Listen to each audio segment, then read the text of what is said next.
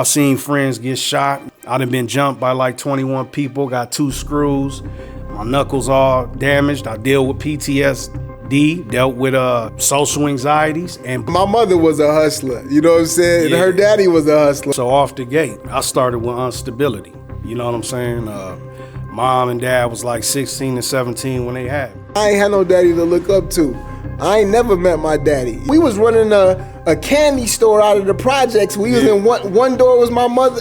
We selling candy. The back door she selling drugs. Getting attached to a gang, and through that time, man, it was like my desires were here and God was over there, and I was running all the way towards my desires to where God was so distant. You know what I mean? Like I didn't know if I'd find him again. My right hand man, he hit a lick, and he came back and he pulled out this gallon Ziploc bag, and he like, we on. That's when the coke came. Because I came in double-minded. I seen passion that my grandma had for God, and she introduced that to me, and that stuck with me, but then I went to the wrong crowd. The one thing that stands out to me in my remembrance, it was this one young little white girl, and she started to buy coke from us. Right. Win, lose or draw, man, I was always out there as a soldier, and I think that's how God shaped that militant spirit within me. The thing that hit me is I started to see her as the time went past. I started to see her go down, down, down, to the point where I started to see her as an addict. Right. And that really messed with me. Listen, it was that little bit of God in you tugging your heart, man. I didn't know this then, but I know now that was God transforming me. Through the fire. If you can go through the fire, like they said, man, he'll burn off them impurities just like gold. Right. We basically got 2 different lives. We started at 2 different places, but we ended up in the same place. Right. Under his grace. My God. 3, 2, 1, Will. What it do, buddy? Hey, man, shoot. Blessings, man. Blessings. Yeah, me too, bro. I'm so happy. I'm excited to be here, bro. This is a long time coming, man. I'm excited about this podcast and this episode. Real talk. Hey, so let's let them know. Hey, this is the Big Brutha Podcast. I'm your big brother E. And I'm your big brother Will. We talk about real life, real faith, and everything in between. Hey, let's get it. Hallelujah. All right, so bro, last week when we did our practice run, we kind of agreed on doing a topic. Yeah, a little. But I thought, what better way to start this podcast with letting the people know exactly who we are? Let's go. You got a story to tell. Right. I got a story to tell. Right. We big brothers. We got a lot of people who look to us for advice and stuff like that. Yeah, but I think one of the common problems is when people of faith, people see them as perfect.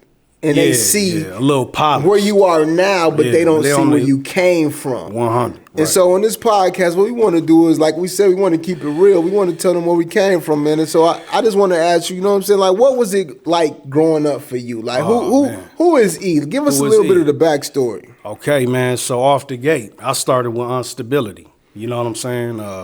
Mom and dad was like 16 and 17 when they had me.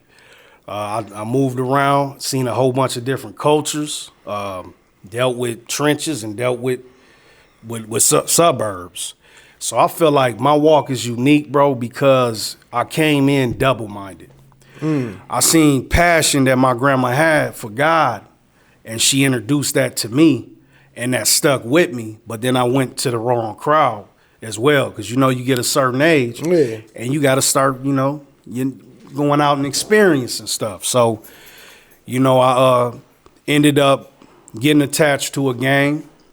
And through that time, man, it was like my desires were here and God was over there, and I was running all the way towards my desires to where God was so distant. You know what I mean? Like I didn't know if I'd find him again, man. So yeah, I've been through some things where, I've seen friends get shot, man. I done been jumped by like 21 people, got 2 screws, my knuckles all damaged. I deal with PTSD, dealt with social anxieties, but through the fire though.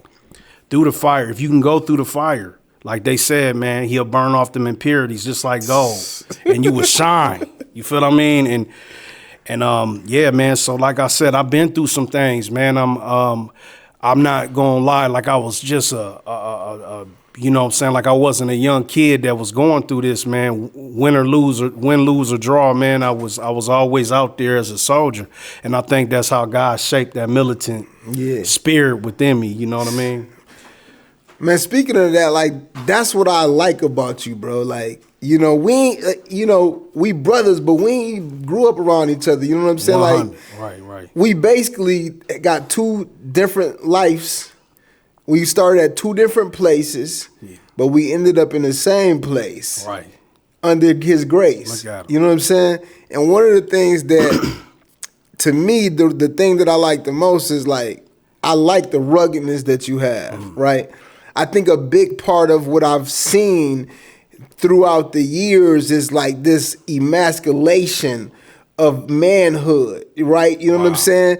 And if you look at the Bible, we talked about this. You talked about Jehu. Right, yeah. He was a warrior, right? Jehu was a warrior, yeah. So while I love the ruggedness, I love the heart for God. Yeah, you understand? Amen. Because like, for me, I'm a man, and although he is a man, like I don't have a problem with worshiping God. You know what I'm saying? But I like, bro. And you understand what I'm saying? Exactly. Like when I first heard the whole thing about the bridegroom, you a bride, I'm like, what? Yeah, like, yeah. See, it could throw you off because look, we got intoxicated masculinity. Yeah. When it comes to the enemy, man. But you and I can say this about you though. This is what I love about you, bro. Is that there was always, it's like your ability to adapt to all environments. Like I done seen you deal with the Caucasian community, and I done seen you deal with the black community, and I just, you always you, but you able to be you and able to, you know, just adapt. And I know that come from your hustler, you know, like a hustler's background, bro. Like, yeah, man. To be honest, you know what I mean? And, you know, I think it also come from just the fact because I've always wanted to be. I like real things. Yeah. And I don't like when people fake. You know what I'm saying? Yeah. And so like you said, I be myself, but also with maturity. You know, you learn how to move. You know what I mean? Like I've been in so many different places. Like you gotta be able to adapt. But like you said, the streets, the hustling. That's real. And I guess that could kind of lead into my story. You know, I grew up with a single mother. Right. You know what I mean? Who is Will, man? Right. Let us know that. Right. My mother was a hustler. You know what I'm saying? Yeah. And her daddy was a hustler. My mother's mother died when she was 4, so she was raised with her dad.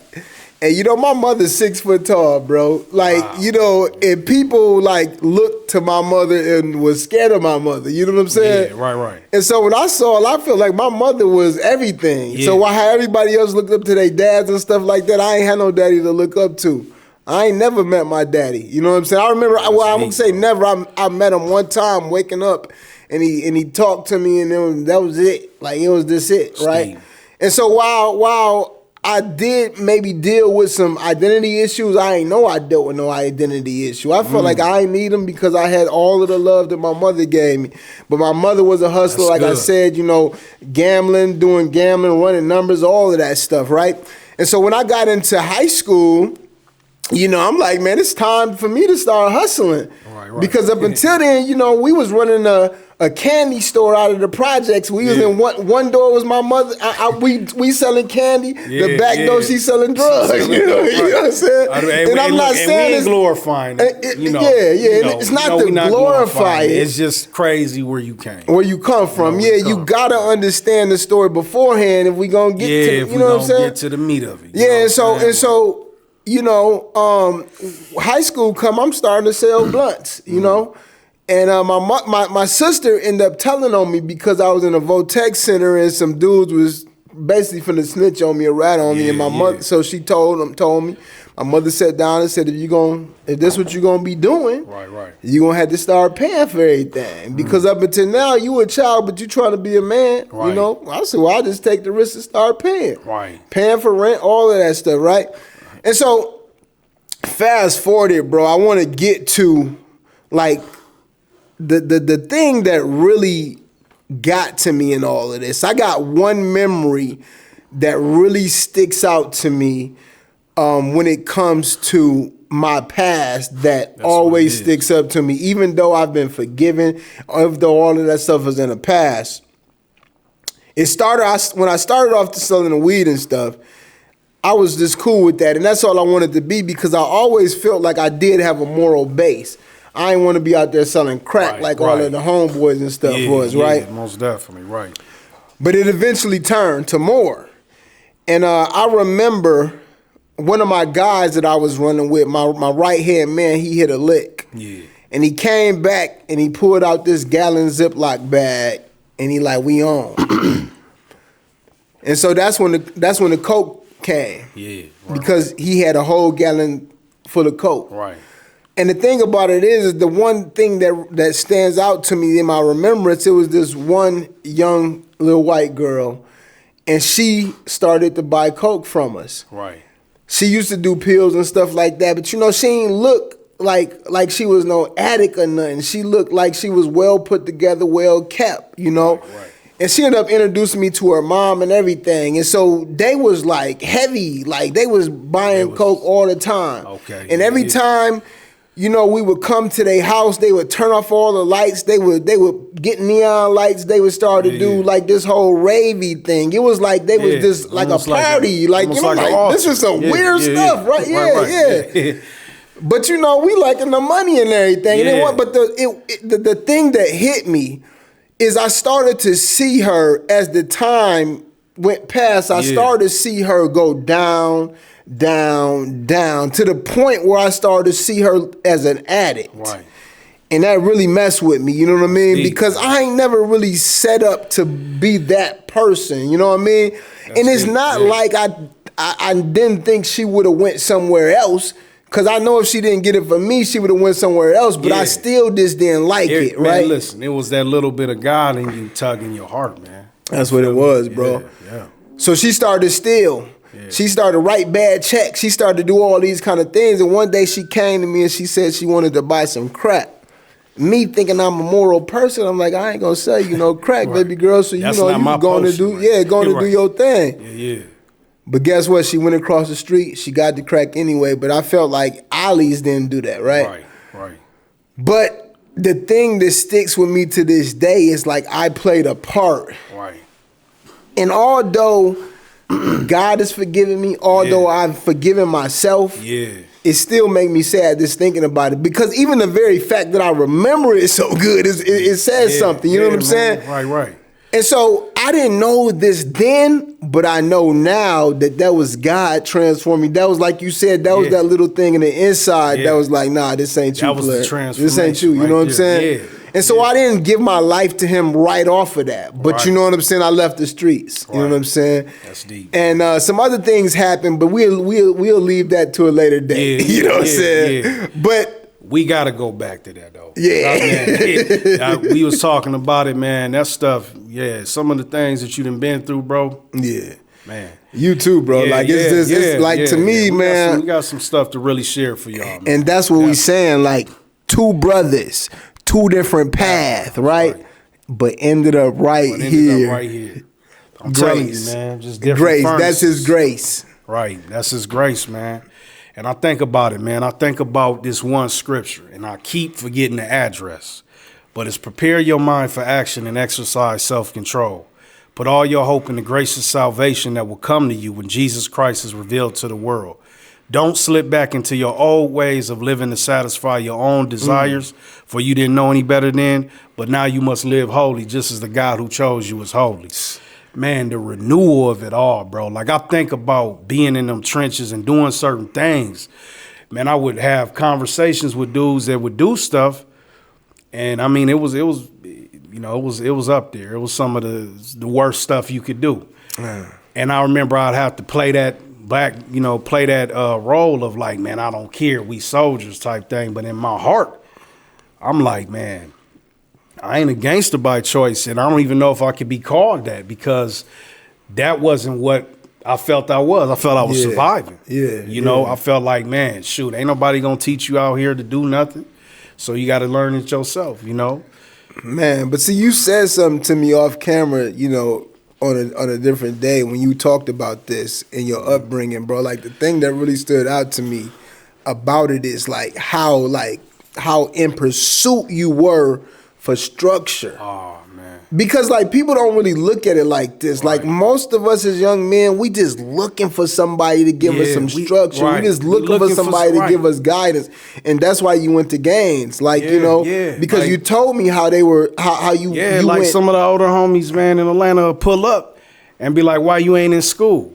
You know, I'm thinking like he cared, like shoot, you know what I'm saying? So it wasn't like, it was like a mixture of a false, I guess, positivity with, you know what I'm saying, with ruggedness. Like I don't even know how to really explain that, but it gave some type of structure and identity. So you felt like I'm a part of something. Yeah. When I throw this up, hey, guess how many people finna throw it up with me? Yeah. You know what I'm saying? I felt like just a soldier in the army, man, and it felt like, you know, that was what I was called to do. And yeah, man, we went through plenty of situations where I've always been the shortest one, but always the one ready. Yeah. Always the one ready. You know what I'm saying? And I think that's why they riled you up too, though. Hey man, they be like, yeah, you know, or they looking weak, and I was like, hey, look, we representing something. Yeah. Stop doing that, bro. Yeah. You know what I'm saying? Like, and it's crazy because now that I'm living for Christ, I deal with more social and PTSD situations than I did when I wasn't. Yeah. So I see that that's the thorn in the side, but yeah, that's what it is. Yeah, that's what it is. Yeah, it is, bro. Because one part of this, bro, is like when you come from the world, out of the world, like it becomes kind of what is the word I'm trying to use? Uncomfortable. Like you got to relearn how to live. Yeah. You know what I'm saying? Like for looking at me was before I just react. Hey, violence or looking at them crazy, but now it's like I got kids looking at me. Yeah, I'm gonna mess up my witness. Yeah, you know what I mean? Yeah. Like, man, it's like you, and then it's like you'll grow a certain mindset off of that, like that makes you uncomfortable around, you know, groups. Like, hopefully they see the Christ in me and all that. You know, the enemy can hit you in different ways, man. But even when you think about it from this standpoint, like, because you know, I know you're married. Yeah, most definitely. But like, I had to relearn like how to date a woman or how to connect with a woman. You know what I'm saying? Like where you know, we used to be like we'd go and get a bottle together. You know what I'm saying? I never was the one who smoked, but they sometimes smoke. You know what I'm saying? And like we could just kill and kick it on that level. Potion and get them right where you need. It started to be like everything seemed like I'm green. Yeah, like So what I learned, man, too, that's crazy, like is the courting situation. Mm-hmm. I didn't learn that until like later on in my years of, you know, Christianity. Yeah. Like, first of all, that dating stuff, boyfriend and girlfriend stuff, is not really what you're supposed to be doing as a man of God. It's like the courting. So 9 times out of 10, they got to be on board with who Christ is as well, right? You know, because if not, you set yourself up. They looking like what? Kind of being lame. like you know what I'm saying? Like, well, I ain't so tight. Like, you know what I'm saying? You don't want to do something. You have reverence for the Father, so you know. Yeah.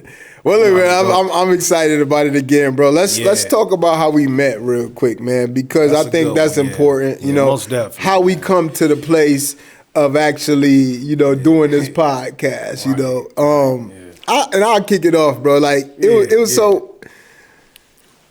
I go into a new job. You know what I mean, and this is my first or second day. I don't know. It's probably I don't know what day it was, but it's a few days in. And this brother come up to me, he say, "You a believer, ain't you?" I'm like, "Yeah." You know what I'm saying? He was like, "I knew it, I could tell." Yeah. And I'm like, man, it's just I seen it in you, man. I seen this spirit of, you know, just I ain't gonna say like you was just a kind guy. You know what I'm saying? You could just feel it, bro. Yeah. I know I come up to you and I'm like, man, hey, you a believer, aren't you? You like, yeah, you know, and I'm like, introducing myself, telling you who I am. You tell me who you are. You from Albion. We start going into history of who is who, and we trying to figure out if we related. We like, I was like, Albion so little, shoot, do we got the same cousins or something? And then I knew that you was a true man of God just because, man, of what you stood on. Like when I asked you questions, man, and how you stood on those questions, I was like, yeah, this is a true man of God. And the fact that we know and we believe that we have a remnant understanding when it comes to this walk in Christ. Yeah. Some things the church ain't teaching. Yeah. And for you to know it like how I knew it, it blew my mind. I'm like, oh yeah, this is. Yeah, man. And you know, I have had people come up to me like you did at times. You know what I mean? Okay.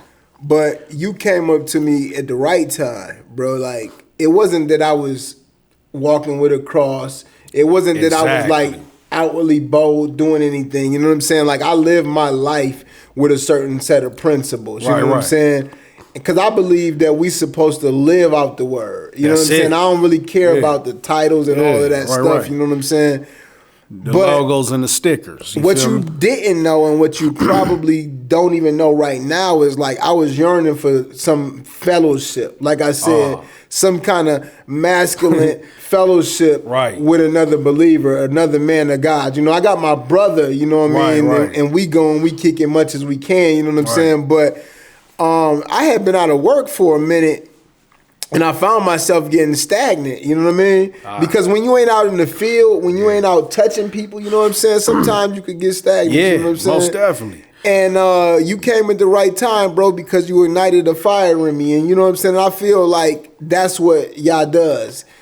Yeah. He sends, you know what I'm saying? He knows the timing and everything. Man, he knows everything, bro. Yeah. And it's funny you say that because that's where I was too. Yeah. I was like, man, I'm yearning for somebody who know the things I know about God and for iron to sharpen iron. You know what I'm saying? A lot of times you testifying, witnessing, man, and everybody looking at you crazy. Like, are you crazy? Like, oh, I better pray today and making all these funny, like, you don't know. You know what I'm saying?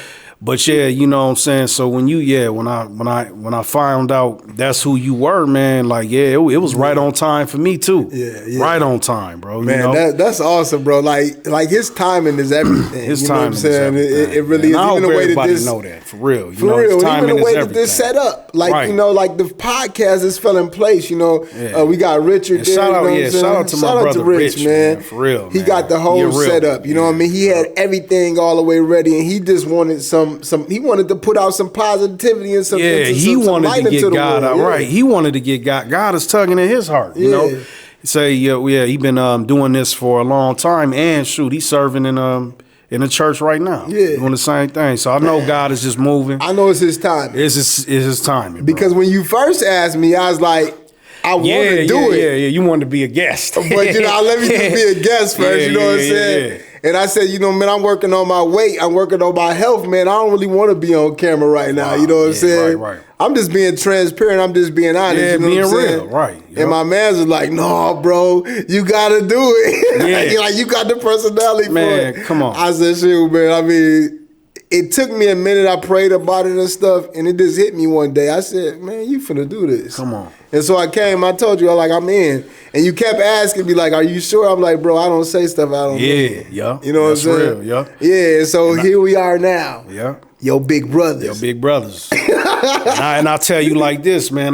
For some of the reasons that was haunting you, I had the same, bro. Yeah. You know, being young and fly and looking like how I used to look, you know what I'm saying? And then going through certain things and certain stains, man. Had, you know, 2 screws, jawline don't look the same. Yeah. You feel away. You like, man, I don't want to be in front of the camera, like, you know what I'm saying? Like, I don't even want to do that, Lord. Just send me to the streets. I'll pray over some people or something. You know what I'm saying? But, you know, like, God ain't looking for us to be comfortable, man. Because without uncomfortability ain't no growth, right? And he ain't looking for, like, a perfection. And he ain't looking for perfection, and you think about how when he sent Moses off there, he had that stutter. Yeah. You know what I'm saying? Moses didn't, right, man. Yeah, right. he said Jeremiah. He sent Aaron with him, you know what I'm saying? Yep. But Wasn't it Aaron? Yeah, it was Aaron. He sent Aaron, his brother Aaron with him, you know what I mean? But he still had to go. You know what I'm saying? Still had to go. And we sit up here as men and we be trying to take on everything. We try to take it all into our own power. Good.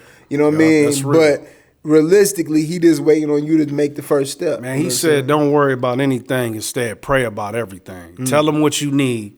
Thank him for what you have. Then you will receive a peace that exceeds anything you can understand. Yeah. And I'm telling you, man, through times of like, man, struggle, bro, when you don't know when your next dollar gonna come, bro, in the winter with 4 kids, homeless, 5.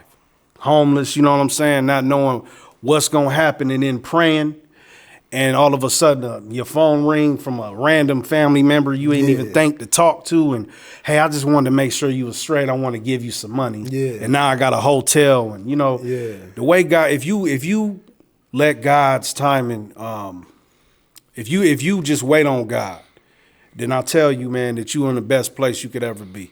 Because his timing, man, he'll put everything together, and it's not your timing, man. It's perfect. His timing is perfect. Amen. Right. It really is, man. I've learned to trust him over the years, man. Yeah, most definitely, man. And there's very few times. Like, I don't think I've ever doubted God. Like, I've never blamed him. You know what I'm saying? Yeah. Like, I mean, you got that. Yeah. You got that I'm gonna take it into my own hands, but I've never like cursed him and been mad, like, you know, like he let me down. Yeah.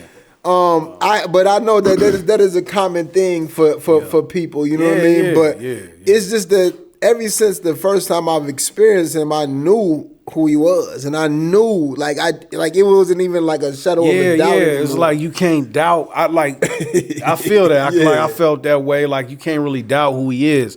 I think I got mad at him because I was in the furnace longer than I wanted to be. Yeah. You know what I mean? Yeah. And I remember I said something that was crazy, man. I shared. I was like, man, Lord, why don't you just turn me into a grain of salt so I'll be worth something? Because then I can at least season somebody's food. Ooh, you better be happy. I'm telling you. But you know what? People with that religious mindset don't understand. He's your father. Yeah. Go to him in those times, man. Be real with him. You know what I'm saying? Yeah. You can be real with God. You can tell him how you feel because he can handle it. Yeah. He shaped you, he molded you, he knows your mind. And you know, of course you got to have a certain amount of reverence, but remember it's about relationship. Yeah. Religion is never something God intended or wanted, you know? Hallelujah. That's real talk for real faith. So take that with you. And remember, you gotta listen to us, cause we your big brothers.